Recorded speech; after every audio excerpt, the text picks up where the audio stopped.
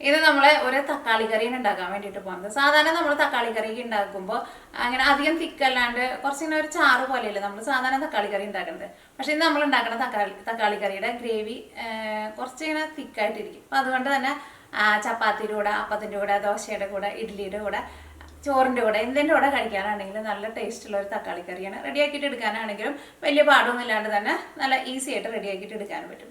അപ്പോൾ നിങ്ങൾ ട്രൈ ചെയ്ത് നോക്കാൻ വേണ്ടിയിട്ട് മറക്കരുത് കേട്ടോ.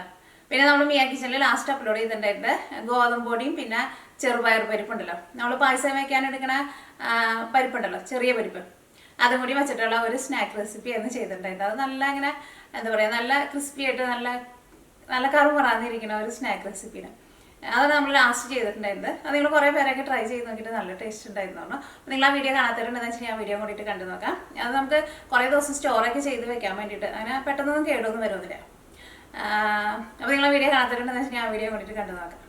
പിന്നെ നിങ്ങളെല്ലാവരും സുഖമായിട്ടിരിക്കുന്നു വിചാരിക്കണം. ഇവിടെ ഞങ്ങളെല്ലാവരും സുഖമായിട്ടിരിക്കണം. ഇവിടെ പുറത്താണെന്ന് വെച്ചിട്ടുണ്ടെങ്കിൽ നല്ല മഴയാണ്. അപ്പോൾ ഞാൻ ഇന്ന് രാവിലെ വീക്കെൻഡ് വ്ളോഗ് ഇട്ടുണ്ടായിരുന്നു. ഇന്നലെയൊക്കെ നല്ല മഴയായിരുന്നു. ആ വീക്കെൻഡ് വ്ളോഗിൻ്റെ വീഡിയോ നിങ്ങൾ കാണാത്തവരുണ്ടെന്ന് വെച്ചിട്ടുണ്ടെങ്കിൽ കാണാൻ വേണ്ടിയിട്ട് വർക്ക് ചെയ്തിട്ടാണ്. കാരണം കഴിഞ്ഞ ആഴ്ച നമ്മൾ വീക്കെൻഡ് വ്ളോഗ് ചെയ്തിട്ടുണ്ടായിരുന്നില്ല. പക്ഷേ ഈ ആഴ്ച ഇവിടെ പുറത്ത് മാൻ വരുന്നത്, പിന്നെ പുതിയ കോഴികൾ വന്നിട്ടുള്ളത്, പിന്നെ അവിടുത്തെ കുറച്ച് പൂക്കൾ, അതൊക്കെ ആയിട്ടുള്ള ഒരു വീക്കെൻഡ് വ്ളോഗാണ് ഇട്ടേക്കുന്നത്. അപ്പോൾ അത് കാണാത്തവരുണ്ടെന്ന് വെച്ചിട്ടുണ്ടെങ്കിൽ അതും വേണ്ടിയിട്ട് കണ്ടു നോക്കാം.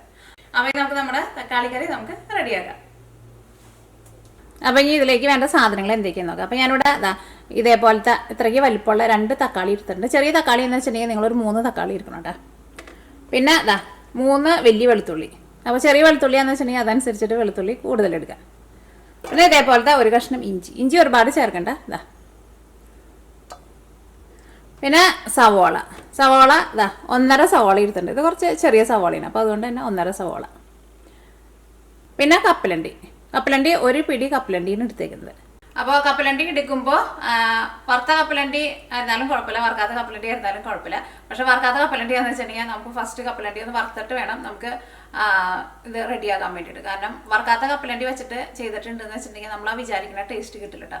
കാരണം ഞാൻ ഒരു പ്രാവശ്യം ഞാൻ ട്രൈ ചെയ്ത് നോക്കിയത് ഈ വറുക്കാത്ത കപ്പലണ്ടി വെച്ചിട്ടാണ് ചെയ്തിട്ടുണ്ടായിരുന്നത്. ഞാനിവിടെ എടുത്തേക്കുന്നത് വറുക്കാത്ത കപ്പലണ്ടിയാണ്. അപ്പോൾ നമ്മൾ ആ വിചാരിക്കുന്ന ആ ഒരു ഫ്ലേവർ കിട്ടിയിട്ടുണ്ടായിരുന്നില്ല. അത് വറുത്ത കപ്പലണ്ടി എടുക്കുക.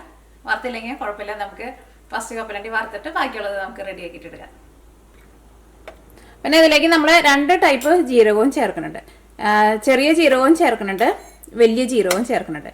ചെറിയ ജീരകവും 2 ജീരകവും ചേർക്കുന്നുണ്ട്. അപ്പോൾ വലിയ ജീരകം ഞാനിവിടെ 1 ടീസ്പൂണാണ് എടുത്തേക്കുന്നത്. വലിയ ജീരകം എന്ന് വെച്ചിട്ടുണ്ടെങ്കിൽ പെരിഞ്ജീരകം കൂടുതൽ ചേർക്കുക. പിന്നെ എടുത്തേക്കുന്നത് ചെറിയ ജീരകമാണ്. ചെറിയ ജീരകം അതിൻ്റെ പകുതി ചേർത്താൽ മതി, 1/2 ടീസ്പൂൺ ചേർത്താൽ മതി. ടേബിൾ സ്പൂണിലല്ല എടുത്തേക്കുന്നത്, ടീസ്പൂണിലാണ് എടുത്തേക്കുന്നത്. പിന്നെ കുറച്ച് മല്ലിയില എടുത്തിട്ടുണ്ട്. പിന്നെ ഒരു പിടി തേങ്ങ. പിന്നെ നമ്മൾ കറിയിലേക്ക് സാധാരണ ചേർക്കണം മസാലപ്പൊടികളൊക്കെ വേണം. മഞ്ഞൾപ്പൊടി വേണം, മല്ലിപ്പൊടി വേണം, മുളക് പൊടി വേണം, കുറച്ച് ഗരം മസാല വേണം. അപ്പോൾ ഇത്രയ്ക്ക് സാധനങ്ങൾ ഉണ്ടെന്ന് വെച്ചിട്ടുണ്ടെങ്കിൽ നമ്മുടെ കറി നമുക്ക് പെട്ടെന്ന് റെഡിയാക്കാം. അപ്പോൾ നമ്മുടെ കറി റെഡിയാക്കാൻ വേണ്ടിയിട്ട് തുടങ്ങാം. അപ്പോൾ നമ്മുടെ പാൻ നന്നായിട്ട് ചൂടായിട്ടുണ്ട്. ഒരു പിടി കപ്പലണ്ടി,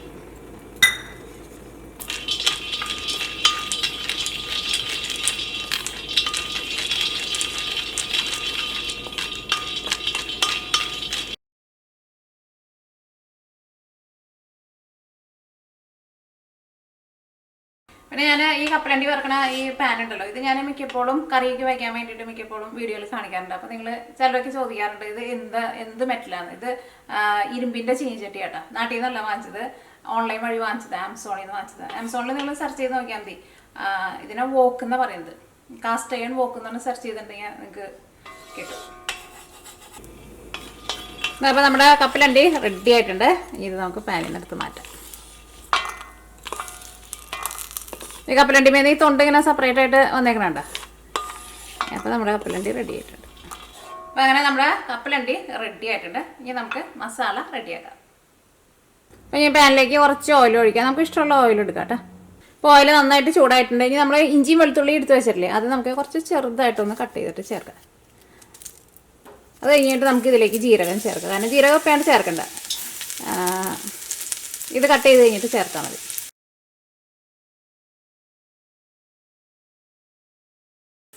ഇതൊക്കെ നമ്മൾ കട്ട് ചെയ്യുമ്പോൾ കുറച്ച് ചെറുതായിട്ട് കട്ട് ചെയ്തിട്ട് ചേർക്കാം. കാരണം ഇഞ്ചിയും വെളുത്തുള്ളിയൊക്കെ നന്നായിട്ടൊന്ന് മൊരിയണം കേട്ടോ. അപ്പോഴായിരിക്കും ആ കറിയുടെ ശരിക്കുള്ള ഫ്ലേവർ കേട്ടോ. അതിലേക്ക് നമ്മൾ ഇഞ്ചിയും വെളുത്തുള്ളിയും പിന്നെ സവോളയൊക്കെ ചേർക്കില്ല, എല്ലാവരും നന്നായിട്ട് മൊരിച്ചിട്ട് എടുക്കാം.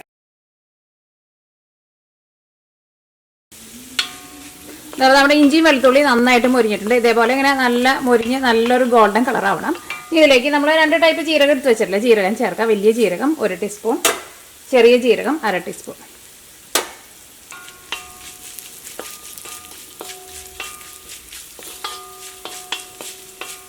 ഇനി അടുത്തത് നമ്മൾ ഇതിലേക്ക് ചേർക്കാൻ വേണ്ടിയിട്ട് പോകുന്നത് സവോളയാണ് ചേർക്കുന്നത്. അപ്പോൾ നമ്മൾ 1.5 സവോള എടുത്തിട്ടുണ്ടല്ലോ, അപ്പോൾ അതിനകത്ത് നിന്ന് ഒരു സവോളയുടെ പകുതിയാണ് നമ്മൾ ഇപ്പോൾ ചേർക്കുന്നത്. ബാക്കി ഒരു സവോള നമുക്ക് പിന്നെ ചേർക്കാം. നല്ല കനം കുറച്ചിട്ട് കട്ട് ചെയ്തിട്ട് ചേർക്കാം. ഇത് നന്നായിട്ട് മൊരിയിച്ചിട്ട് എടുക്കണം. അപ്പോൾ നല്ല കനം കുറച്ചിട്ട് കട്ട് ചെയ്യുക. നിങ്ങൾക്ക് വേണമെന്ന് വെച്ചിട്ടുണ്ടെങ്കിൽ നിങ്ങൾ നേരത്തെ കൂട്ടിയിട്ട് എല്ലാവരും കട്ട് ചെയ്ത് റെഡിയാക്കിയിട്ട് വെച്ചോ.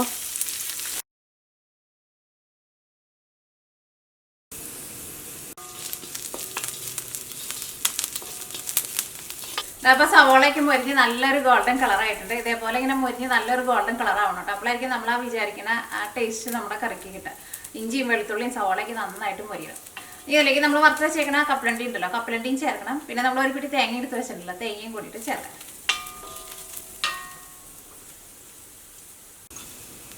കപ്പലണ്ടിയുടെ തൊണ്ട് കളയേണ്ട ആവശ്യമില്ല കേട്ടോ, തൊണ്ടേപ്പാടി കൂടിയിട്ടാണ് ചേർക്കാം. ഇനി ഒരു പിടി തേങ്ങയും ചേർക്കാം. ഒരു പിടി തേങ്ങ.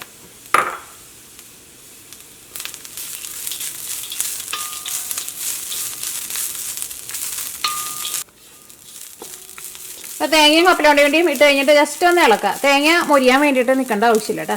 ഇതിലേക്ക് നമുക്ക് മസാലപ്പൊടികൾ ചേർക്കാം. ഇപ്പോൾ നമുക്ക് ഇതിലേക്ക് മഞ്ഞൾപ്പൊടിയും ചേർക്കാം, മുളക് പൊടിയും ചേർക്കാം. മല്ലിപ്പൊടിയും ഗരം മസാലയ്ക്ക് നമുക്ക് പിന്നെ ചേർക്കാം. കാരണം ഇതിലേക്ക് നമ്മൾ ഇനിയിപ്പോൾ മഞ്ഞൾപ്പൊടിയും പിന്നെ മുളക് പൊടിയും ചേർത്ത് കഴിഞ്ഞിട്ട് തീ ഓഫ് ചെയ്ത് കഴിഞ്ഞിട്ട് ഇത് നമ്മൾ മിക്സിയിലിട്ട് നല്ല പേസ്റ്റ് പോലെ അരച്ചിട്ടെടുക്കും. മഞ്ഞൾപ്പൊടി ഞാൻ ഇതിലേക്ക് 1/4 ടേബിൾ സ്പൂണാണ് ചേർക്കുന്നത്. മഞ്ഞൾപ്പൊടി ചേർത്ത് കഴിഞ്ഞിട്ട് നന്നായിട്ടൊന്ന് മൊരിയട്ടെ. അപ്പോൾ മഞ്ഞൾപ്പൊടി ഇതിനകത്ത് വന്നിട്ട് നന്നായിട്ട് മൊരിഞ്ഞിട്ടുണ്ട്. ഇതിലേക്ക് മുളക് പൊടി ചേർക്കാം. ഞാനിതിലേക്ക് 1 ടേബിൾ സ്പൂൺ മുളക് പൊടിയാണ് ചേർക്കുന്നത്. അപ്പോൾ മുളക് പൊടി ആയിരുന്നാലും അത് കിടന്നിട്ട് നന്നായിട്ട് മൊരിഞ്ഞിട്ടുണ്ട്. ഈ മുളക് പൊടിയുടെ കളറായതുകൊണ്ട് കേട്ടോ ഈ തേങ്ങ നമുക്ക് മൊരിഞ്ഞ പോലെ ഇരിക്കുന്നത്. തേങ്ങ മൊരിഞ്ഞിട്ടില്ല കേട്ടോ. തേങ്ങ നമ്മൾ ജസ്റ്റ് ഒന്നിട്ട് ഇളക്കി വഴിക്കാൻ നമ്മൾ മഞ്ഞൾപ്പൊടിയും പിന്നെ മുളക് പൊടിയും ചേർത്തിട്ട് തീ ഓഫ് ചെയ്തു കേട്ടോ. ഇതിലേക്ക് നമ്മൾ മുളക് പൊടി ചേർത്തതുകൊണ്ട് കേട്ടോ ഈ തേങ്ങ മൊരിഞ്ഞ പോലെ ഇരിക്കുന്നത്. തേങ്ങ മൊരിഞ്ഞിട്ടില്ല കേട്ടോ. അങ്ങനെ തേങ്ങ ഒന്ന് ചൂടായാൽ മതി നമുക്ക്.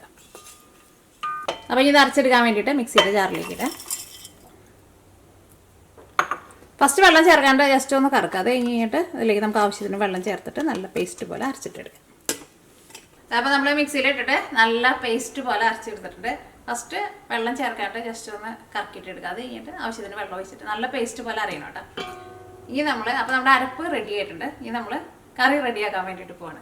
അരപ്പ് റെഡിയാക്കി കഴിഞ്ഞിട്ടുണ്ടെങ്കിൽ പിന്നെ കറി റെഡിയാക്കാൻ വേണ്ടിയിട്ട് വലിയ പാടൊന്നുമില്ല. അപ്പോൾ ഇനി നമ്മൾ ഫസ്റ്റ് ചേർക്കാൻ വേണ്ടിയിട്ട് പോകുന്നത് നമ്മൾ ഒരു 1.5 സവാളയിൽ എടുത്തിട്ടുണ്ടായിരുന്നു. അതിൽ നിന്ന് പകുതി സവാളയല്ലേ നമ്മൾ ഇപ്പോൾ എടുത്തുള്ളൂ.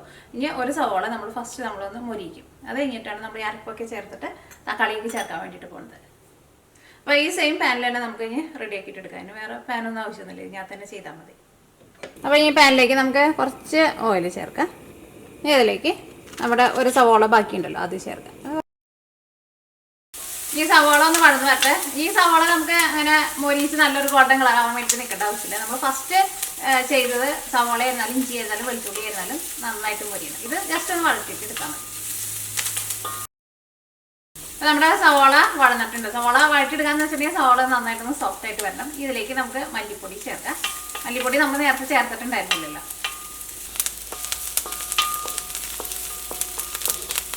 മല്ലിപ്പൊടി ഞാൻ ഇതിലേക്ക് 3/4 ടേബിൾ സ്പൂണാണ് ചേർക്കുന്നത്. വളരെ കുറച്ച് നമുക്ക് ആവശ്യമുള്ളൂ. ഇനി മല്ലിപ്പൊടി ഇതിനകത്ത് കിടന്നിട്ട് നന്നായിട്ടൊന്ന് മൊരിയട്ടെ. അപ്പോൾ മല്ലിപ്പൊടി ആയിരുന്നാലും ഇതിനകത്ത് കിടന്നിട്ട് നന്നായിട്ട് മൊരിഞ്ഞിട്ടുണ്ട്. ഇനി നമ്മൾ 2 തക്കാളി എടുത്ത് വെച്ചിട്ടുണ്ടല്ലോ, ഈ 2 തക്കാളിയും കൂടിയിട്ട് നമുക്ക് ഇതിലേക്ക് ചേർക്കാം. 2 തക്കാളി തന്നെ ചേർക്കണം കേട്ടോ. കാരണം എന്നാലേ കറിക്ക് ഒരു ചെറുതായിട്ടൊരു പുളിരസം വേണം. അപ്പോഴായിരിക്കും നല്ല ടേസ്റ്റ് ഉണ്ടാവുന്നത്. ചെറിയ തക്കാളി എന്ന് വെച്ചിട്ടുണ്ടെങ്കിൽ നിങ്ങളതനുസരിച്ചിട്ട് ഒരു 3 എണ്ണം ചേർക്കാം. ഇതിപ്പോൾ ഞാനിവിടെ എടുത്തേക്കുന്നത് അത്യാവശ്യം നല്ല വലിയ തക്കാളിയാണ്. അപ്പോൾ ഈ തക്കാളി ചേർത്ത്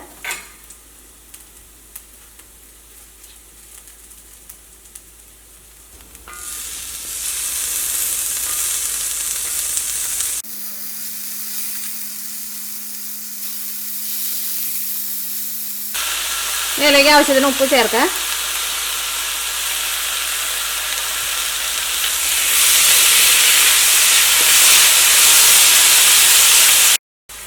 തക്കാളി ചേർത്ത് കഴിഞ്ഞിട്ട് ജസ്റ്റ് ഒന്ന് ഇളക്കി കൊടുത്തു കഴിഞ്ഞിട്ട് നമ്മൾ അരപ്പ് അരച്ച് റെഡിയാക്കിയിട്ട് വെച്ചിട്ടില്ലേ ആ അരപ്പ് നമുക്ക് ഇതിലേക്ക് ചേർക്കാം. തക്കാളി നമ്മൾ ഇപ്പോൾ സെപ്പറേറ്റ് മൂടി വെച്ചിട്ട് ഇങ്ങനെ വേവിച്ച് സോഫ്റ്റ് ആക്കിയിട്ട് എടുക്കണ്ട. നമ്മുടെ ഈ അരപ്പിൻ്റെ കൂടെ കിടന്നിട്ട് വെന്താൽ മതി. അപ്പോൾ ഈ അരപ്പ് ചേർക്കാം.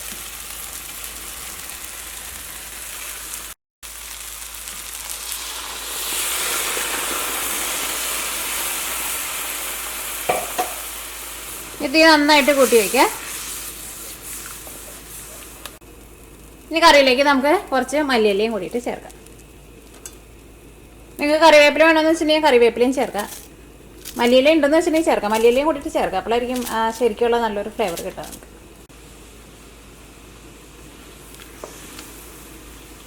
കറിയിലേക്ക് ടേസ്റ്റിന് വേണ്ടിയിട്ട് കുറച്ച് ഗരം മസാലയും ചേർക്കാം.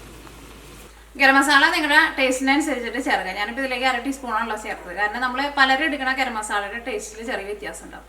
അപ്പോൾ ഫസ്റ്റ് നിങ്ങൾ കുറച്ച് ചേർക്കുക. അത് കഴിഞ്ഞിട്ട് പിന്നെ കറിയുടെ ഏറ്റവും ലാസ്റ്റ് നമ്മൾ തീ ഓഫ് ചെയ്യാൻ പോകുന്നതിന് മുമ്പ് നിങ്ങൾ ടേസ്റ്റ് നോക്കിയിട്ട് പിന്നെ വേണമെന്ന് വെച്ചിട്ടുണ്ടെങ്കിൽ അതനുസരിച്ചിട്ട് ചേർത്ത് കൊടുക്കുക. കാരണം ഗരം മസാല കറിയുടെ ഏറ്റവും ലാസ്റ്റ് ചേർത്താലും കുഴപ്പമൊന്നുമില്ല.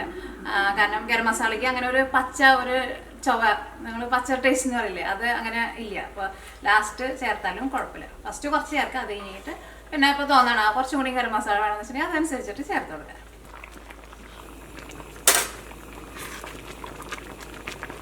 അപ്പോൾ നമ്മുടെ കറി നന്നായിട്ട് തിളച്ചിട്ടുണ്ട്. ഇനി നമുക്കൊരു മീഡിയം ഫ്ലെയിമിൽ വെച്ചിട്ട് ഒരു 10 അല്ലെങ്കിൽ ഒരു 12 മിനിറ്റിൻ്റെ അടുത്ത് നമുക്കൊന്ന് മൂടി വയ്ക്കാം. കാരണം ഈ കറിയുടെ ഈ ഗ്രേവി ഉണ്ടല്ലോ ചെറുതായിട്ടൊന്ന് കുറുകി വരെയും വേണം. ഇതിനകത്ത് ഓയിലൊന്ന് ചെറുതായിട്ടൊന്ന് തെളിഞ്ഞ് വരെയും വേണം. തീ കൂട്ടി വയ്ക്കരുത്, മീഡിയം ഫ്ലെയിമിൽ വയ്ക്കാം.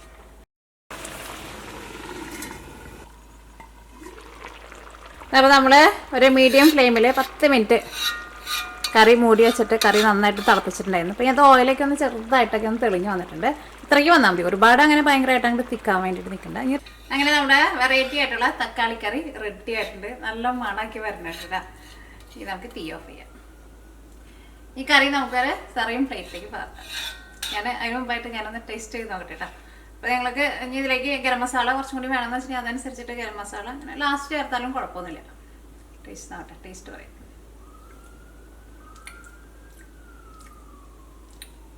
ഉപ്പൊക്കെ നല്ല കറക്റ്റ് പാകമായിട്ടുണ്ട്. തക്കാളിയുടെ ഭയങ്കര പുളിയെന്ന് പറയാൻ വേണ്ടിയിട്ട് പറ്റില്ല. എന്നാൽ ചെറുതായിട്ടൊരു പുളിയുണ്ട്. അത് നമ്മൾ എടുക്കുന്ന തക്കാളിയുടെ അനുസരിച്ചിട്ട് ഇരിക്കും. ഇവിടെ ഞങ്ങൾക്ക് കിട്ടുന്ന തക്കാളിക്ക് അധികം പുളിയില്ല. പക്ഷേ നല്ല സൂപ്പർ കറി കേട്ടോ. ഈ നിങ്ങൾക്ക് മുട്ട ഇഷ്ടമാണെന്ന് വെച്ചിട്ടുണ്ടെങ്കിൽ മുട്ട പുളിയതും കൂടിയിട്ട് കറിയിലേക്ക് ചേർത്തിട്ടുണ്ടെന്ന് വെച്ചിട്ടുണ്ടെങ്കിൽ മുട്ടക്കറി ആയിട്ട് അങ്ങനെ വേണമെന്ന് വെച്ചിട്ടുണ്ടെങ്കിൽ അങ്ങനെയും കഴിക്കാം. അപ്പോൾ ഈ കറി നമുക്കൊരു സെർവിങ് പ്ലേറ്റിലേക്ക് പകർത്താം. ചപ്പാത്തിയുടെ കഴിക്കാൻ വേണ്ടിയിട്ട് നല്ല സൂപ്പർ കറി കേട്ടോ. കാരണം നല്ല ഗ്രേവിക്കാന്ന് വെച്ചിട്ടുണ്ടെങ്കിൽ നല്ല നല്ല തിക്നെസ് ഉണ്ട്.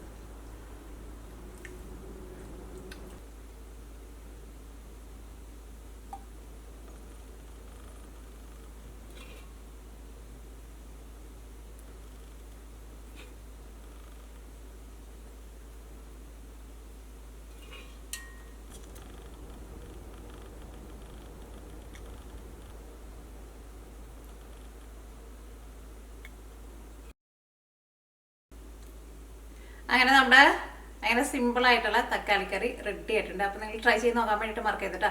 ട്രൈ ചെയ്ത് നോക്കിയിട്ട് ഫീഡ്ബാക്ക് പറയാനും മറക്കരുത്. അപ്പോൾ നമുക്ക് നാളെ വേറൊരു പുതിയ റെസിപ്പി ആയിട്ട് വരാം.